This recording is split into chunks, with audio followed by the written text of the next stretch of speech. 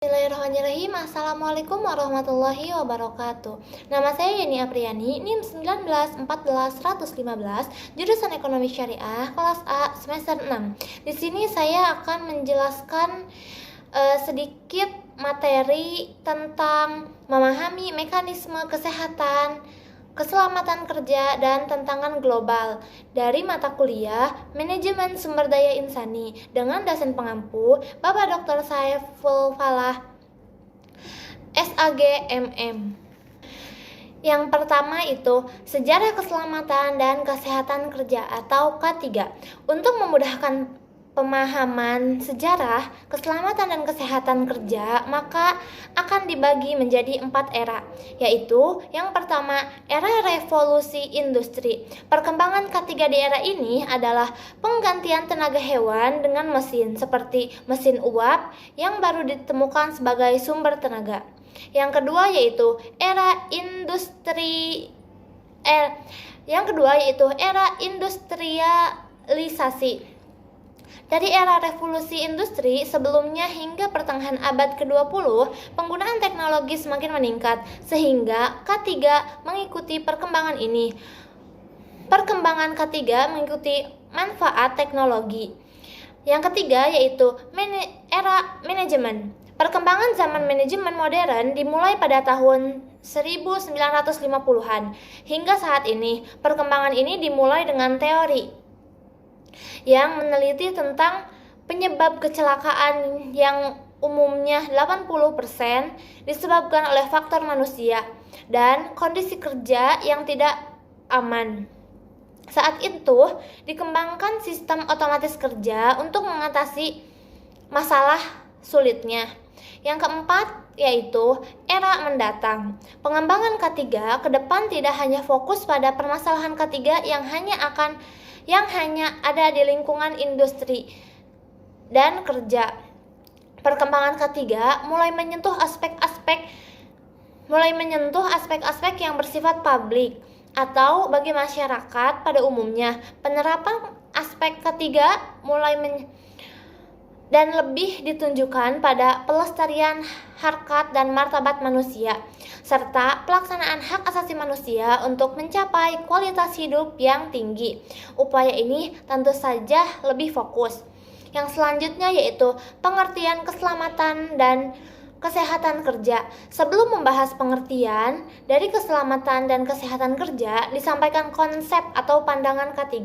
Dari konsep lama itu terdapat 5 pandangan. Yang pertama, kecelakaan merupakan nasib sial dan merupakan resiko yang harus diterima. Yang kedua, tidak perlu berusaha mencegah. Yang ketiga, masih banyak pengganti pekerja. Yang keempat, membutuhkan biaya yang cukup tinggi. Yang kelima, menjadi faktor penghambat produksi. Dan ada pandangan dari konsep masa kini. Yang pertama yaitu memandang kecelakaan bukan sebuah nasib. Yang kedua, kecelakaan pasti ada penyebabnya sehingga dapat dicegah. Yang ketiga, penyebab personal faktor 80-85% dan informal faktor itu sampai 15% sampai 20%. Yang keempat, kecelakaan selalu menimbulkan kerugian, dan yang terakhir itu peran pimpinan sangat penting dan menentukan. Kesehatan dan keselamatan kerja secara filosofis didefinisikan sebagai pemikir dan upaya untuk menjamin keutuhan dan kesempurnaan pekerjaan dan orang-orang pada umumnya.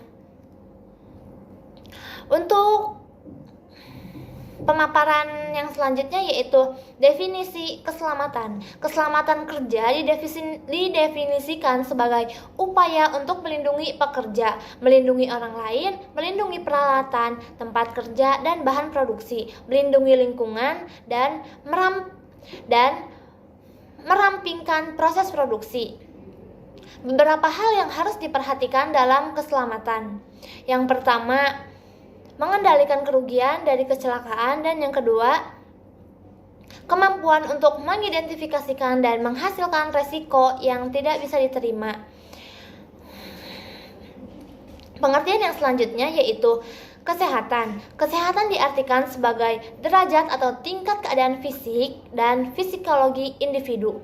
Secara umum, kesehatan didefinisikan sebagai upaya untuk mencegah kesehatan yang sebaik mungkin dengan mencegah dan menghilangkan penyakit yang diderita pekerja, mencegah kelelahan kerja, dan menciptakan lingkungan kerja yang sehat. Yang selanjutnya yaitu peraturan tempat kesehatan dan keselamatan kerja. Kesehatan dan keselamatan kerja merupakan hal yang penting dan harus mendapatkan perhatian serius. Perhatian dunia internasional terhadap keselamatan dan kesehatan kerja semakin tinggi sejak lahirnya Occupation and Safety Manager System atau sering disingkat dengan OHSAS, diterbitkan oleh British Standard International atau BSI dan badan-badan sertifikasi dunia yang terisi standar manajemen K3. Indonesia juga merupakan perhatian serius terhadap keselamatan dan kesehatan kerja. Hal ini dibuktikan dengan diterbitkan beberapa aturan yang terikat dengan keselamatan dan kesehatan kerja. Tujuan penerapan K3. Tujuan utama untuk menerapkan K3 berdasarkan Undang-Undang Nomor 1 Tahun 1970 tentang Keselamatan Kerja, yaitu antara lain yang pertama, melindungi dan menjamin keselamatan setiap tenaga kerja dan orang lain di tempat kerja. Yang kedua, menjamin setiap sumber produksi dapat digunakan secara aman dan efisien. Yang selanjutnya yaitu meningkatkan kesejahteraan dan produktivitas nasional. Dengan mempelajari materi di atas, diharapkan dapat memahami dan mengembangkan pembuatan kebijakan K3, menetapkan dan mengembangkan tujuan K3, membuat organisasi dan akuntabilitas implementasi K3, mengidentifikasi bahan, menyiapkan alat pelindungan diri, menggunakan statistik, kecelakaan dan pekerjaan, penyakit dan mengembangkan program kesehatan dan keselamatan kerja dengan mitra. Yang selanjutnya itu ada kecelakaan akibat kerja. Kecelakaan kerja menurut beberapa sumber diantaranya Peraturan Menteri Tenaga Kerja Nomor 3 /Men /98 adalah peristiwa yang tidak diinginkan dan tidak terduga yang dapat mengakibatkan korban atau kerusakan properti. Yang kedua yaitu dari OHSAS 1801 2007 menyatakan bahwa kecelakaan kerja didefinisikan sebagai sumber kejadian yang berhubungan dengan pekerjaan yang dapat mengakibatkan cedera atau luka, kejadian yang fatal atau kejadian yang dapat mengakibatkan kematian. Yang selanjutnya yaitu klasifikasi kecelakaan. Ada banyak alasan untuk mengklasifikasi kecelakaan di tempat kerja.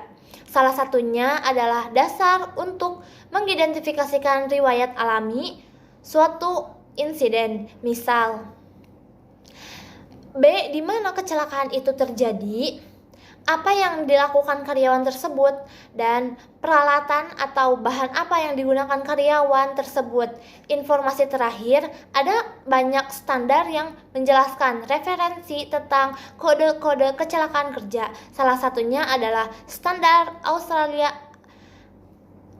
18851 tahun 1990. Berdasarkan standar tersebut, kode yang digunakan untuk mekanisme terjadinya cedera atau sakit akibat kerja dibagi sebagai berikut. Yang pertama, jatuh dari atas ketinggian. Yang kedua, jatuh dari ketinggian yang sama. Yang ketiga, menabrak objek dengan bagian tubuh. Yang keempat, terpajan oleh getaran mekanik. Yang kelima, tertabrak oleh objek yang bergerak, dan lain-lain. Untuk dampak kecelakaan kerja berdasarkan model penyebab kerugian yang dikemukakan oleh Debner First terlihat bahwa jenis kerugian akibat terjadinya kecelakaan kerja meliputi manusia atau pekerja, properti, proses, lingkungan, dan kualitas. Yang selanjutnya yaitu cedera akibat kecelakaan kerja. Pengertian cedera berdasarkan Heart-Ed pada tahun 1980 adalah patah, retak, cabikan, dan sebagainya yang diakibatkan oleh kecelakaan. Board of Labor Statistics US Department of Labor pada tahun 2008 menyatakan bahwa bagian tubuh yang terkena cedera dan sakit terbagi menjadi beberapa bagian. Yang pertama, kepala, mata, leher, batang tubuh, bahu, punggung, alat gerak atas, lengan tangan, pergelangan tangan, tangan selain jari tangan. Yang selanjutnya yaitu faktor penyebab terjadinya kecelakaan kerja. Ada beberapa faktor terjadinya kecelakaan kerja. Yang pertama, faktor manusia yang dipengaruhi oleh pengetahuan, keterampilan, dan sikap. Yang kedua, faktor material. Yang ketiga, faktor sumber bahaya, yaitu perbuatan bahaya. Hal ini terjadi misalnya karena metode kerja yang salah. Yang keempat, faktor yang dihadapi, misalnya kurangnya pemeliharaan atau perawatan mesin atau peralatan sehingga tidak bisa bekerja dengan sempurna. Selain faktor tersebut, faktor penyebab terjadinya kecelakaan kerja menurut Bennett pada tahun 1985 pada umumnya selalu diartikan sebagai kejadian yang tidak dapat diduga. Perbuatan bahaya biasanya disebabkan oleh 3 hal. Yang pertama, sikap dalam pengetahuan, keterampilan, dan sikap. Yang kedua, keletihan. Yang ketiga, gangguan psikolog. Yang selanjutnya yaitu teori penyebab kecelakaan. Ada beberapa teori penyebab kecelakaan. Yang pertama, teori domino. Yang kedua, teori Bird and Lofus. Yang ketiga, teori Swiss cheese. Pada teori-teori tersebut mungkin cukup detail sekali, seperti teori domino itu sisanya disebabkan oleh hal-hal yang tidak berkaitan dengan kesalahan manusia. Untuk teori Bird and Loftus itu kunci kejadian masih tetap sama seperti yang dikatakan oleh Herrich, yaitu adanya tindakan dan kondisi tidak aman.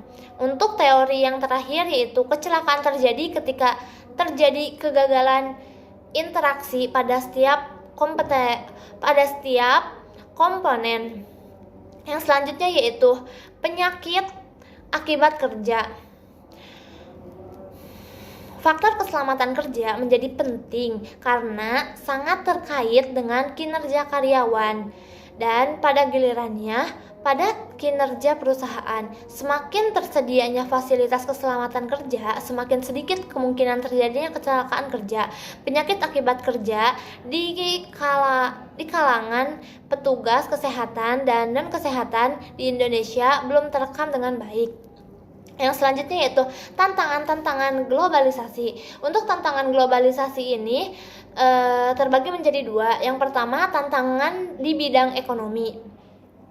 Globalisasi telah mempromosikan dan melegitimasi pemusatan struktur-struktur kekuasaan multisegi yang disebut neoliberalisme. Dan tantangan yang kedua yaitu tantangan di bidang kebudayaan. Globalisasi sebagai sebuah proyek ekonomi dan proyek kultural yang berdampak pada semua dimensi kehidupan, tak saja memadatkan ruang dan waktu. Mungkin cukup sekian pemaparan dari saya. Wallahul muwaffiq ila aqwamit thoriq. Wassalamualaikum warahmatullahi wabarakatuh.